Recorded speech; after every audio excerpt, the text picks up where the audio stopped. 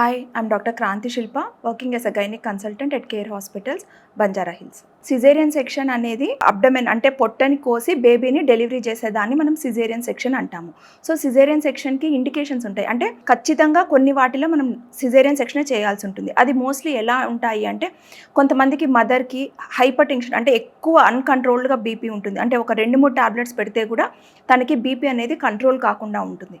వాళ్ళకి ఒక్కొక్కసారి ఎట్లా అంటే మాయ అనేది కిందకు ఉంటుంది. అంటే ద్వారం అనేది కింద తెరుచుకోకుండా ఆ మాయ అడ్డం ఉండడం వల్ల నార్మల్ డెలివరీ అనేది ఇట్లా పేషెంట్స్లో మనము అలో చెయ్యమన్నమాట.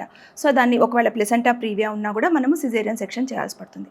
మోస్ట్ కామన్ ఇండికేషన్ ఏంటి అంటే సెఫ్లోపెల్విక్ డిస్ప్రపోర్షన్. అంటే బేబీ ఏదర్ పెద్దదిగా ఉన్నా లేదా పెల్విస్ అనేది మెటర్నల్ పెల్విస్ మదర్ యొక్క పెల్విస్ అనేది ఒకవేళ చిన్నదిగా ఉన్నా కూడా అంటే ఆ బేబీ సైజు ఆ పెల్విస్లో రాలేదు. సో దాన్ని మనం సెఫెలోపెల్విక్ డిస్ప్రపోర్షన్.